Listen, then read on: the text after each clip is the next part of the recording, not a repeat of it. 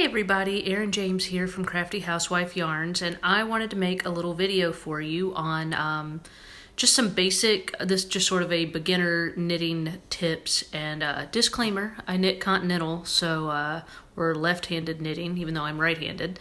So if you do English style or right-handed knitting and you do all that crazy yarn throwing over the top business, can't help you. But like I said, if you were new or these are just sort of, when I learned how to knit in college, and I didn't really get into patterns for a while. Like I just pretty much learned like a knit stitch and then a purl stitch, and then I could make lots of stockinette. And then after that, well, you kind of learn garter stitch is just knit stitches over and over again. So you kind of learned all those at the same time. And, you know, I kind of just learned different patterns, and then I learned how to knit in the round. And so you just kind of learn as you go. And so I learned how to make like flat things, and then I learned how to make like circular things, and you just kind of put all that knowledge together, and I think that was really helpful for me. And it actually took me maybe like a year or so to even really have any interest in wanting to do patterns. And then I moved on to, you know, pattern reading like all the rest of us do. So anyhow, this is my little, and this could also be good stitches that I enjoy using. I do have some patterns on my website that are free. So Crafty Housewife Yarns, the patterns. And one of them that I really like and I use a lot is the drop stitch, because I feel like for art yarn, bigger yarn, or handspun yarn, it's a great way to, if you have like one skein of something that's like really special that you love, and you're like, what do I make? Using something that's drop stitch gives you a nice like loose, airy feel. It's easy, it's fun, it knits up quick, and it kind of makes a lot out of a little. So it's a good stitch to know. So there's also going to be that in there. So these are just kind of stitches that I use a lot with my handspun yarn, but they could also be used for just art yarn or special yarn or any yarn. So this is sort of a knitting with handspun / beginner knitter stitch. So here you go. Enjoy. Okay, so this is assuming you pretty much know, you know, how to cast on. So I've cast on 8 stitches. And this is some handspun yarn of mine. So like I said, this is kind of things that are good for handspun as well. And so this is, like I said, I'm a basic knit stitch continental is what you're going to do. You stick the needle in through the hoop that way. Then bring the point underneath that your yarn over here, and then pull it through, and then pull it off. So again, you're sticking the needle through from the left side to the right side. You're grabbing the yarn from the underside, and then you're pulling it back through, and then pushing it off the side. And I'm trying to make sure my needles are where they need to be. So push through, under, and pull over. Push off. Through, under, pull over, and then push off. So you're making a loop, and then you're transferring it from this needle to that needle, but with the new loop. I'll let you watch that a couple times. So through, under, pull through, push off. Through, under, pull through, push off. And that is just a real basic continental style knit stitch.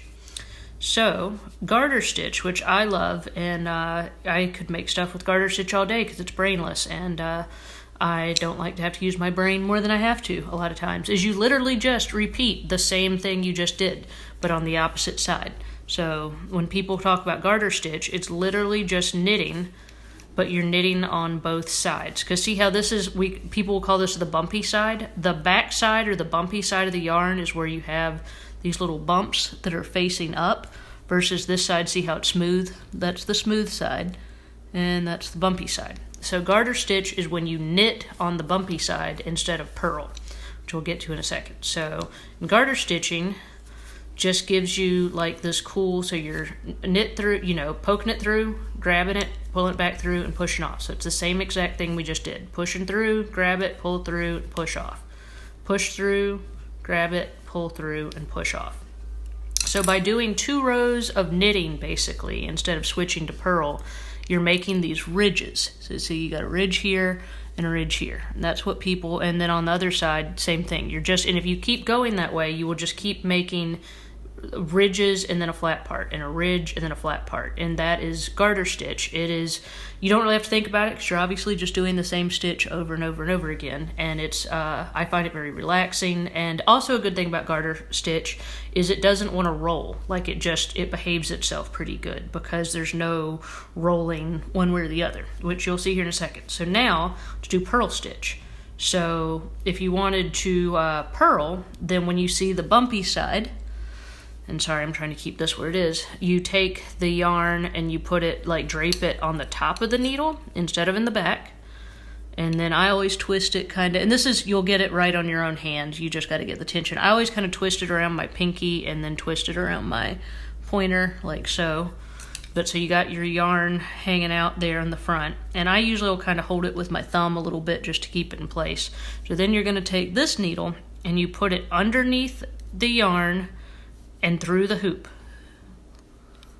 So see, underneath and through, and then, see the best way to describe this, so then you're underneath and through, and then wrap it around that, and then you're going to pull that yarn back through, and then slip it off. So then you keep your yarn on the front, you put it underneath the active yarn, and from the right to the left through the hoop, and then you wrap it around. And I sometimes even will put like my thumb on that stitch, just hold it on the needle, and then you pull it back through. It looks really weird, but you get really used to doing it. So you just go underneath the live yarn, through the stitch, wrap it around, you know, just around your needle tip, and then I always kind of put my thumb on it and then just drag it back through. So underneath, around, drag it through.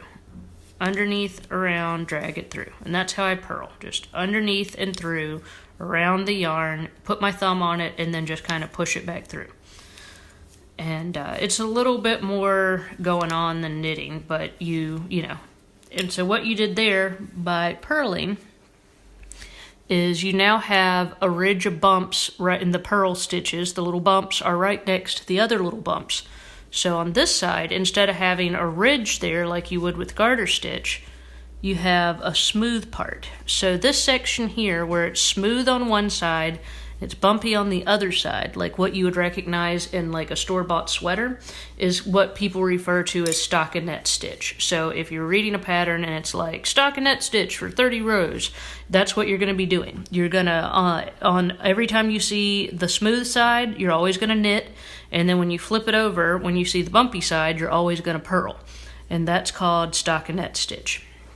So if something says 30 rows of stockinette, you know that you're going to alternate rows between knitting on the smooth side and purling on the bumpy side. If the pattern says garter stitch for 30 rows, then you're going to knit every single row. So you're going to knit on the smooth side, and then you would also knit on the bumpy side, and that's garter stitch.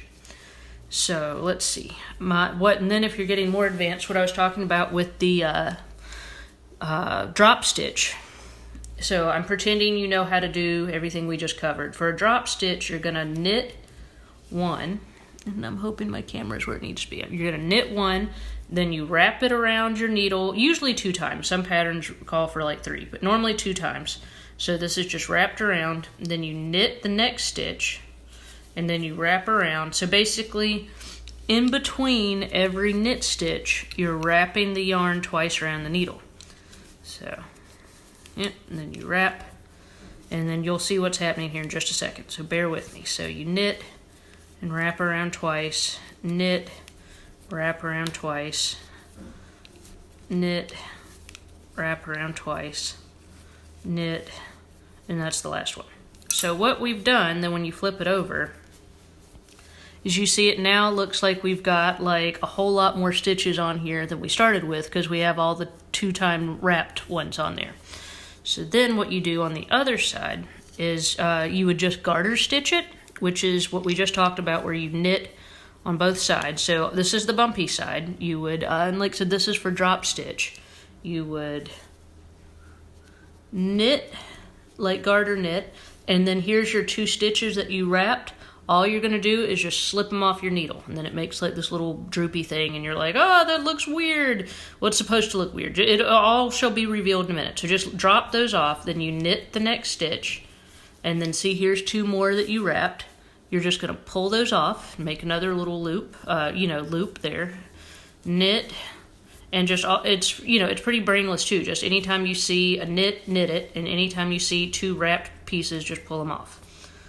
So knit, pull off, knit, pull off, knit, pull off, and then knit the last one. And then this is where it will make sense, I promise. So then you flip it back over, and then you pull it down, and you see you have created, right here where my fingers are sticking through, a drop stitch. This is the drop stitch. You see the 2 links that you wrapped around have now made this nice long dropped stitch here. And so then for this row, you garter again. So it's just an alternating pattern of that. So then this one, I'm just gonna like garter, I normally do in my, like I said, my pattern. Then this row will just be like normal gartering.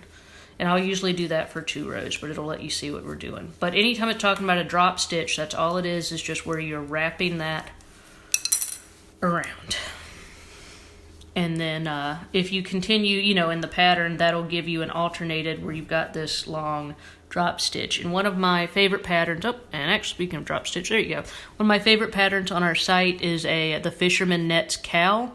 And it knits up like this, and people just love it. It knits up really fast. It's really cool. Like I said, with this, it's a good use of like this art yarn because you can see it lets the texture really show through. So like I said, this is some hand spun merino, and you can see how it looks with garter, with the pearl, regular stockinette, and then you've got your drop stitches up here. So those are all stitches I use all the time, and they're really basic for. There you go, that's the back side. Really showing off some cool texture and color in some yarn. So I think that's about it. I think that's all I've got the brain power for right now, but I hope that helps with a good approach to some different types of yarn and some simple beginner stitches. So let me know what you think.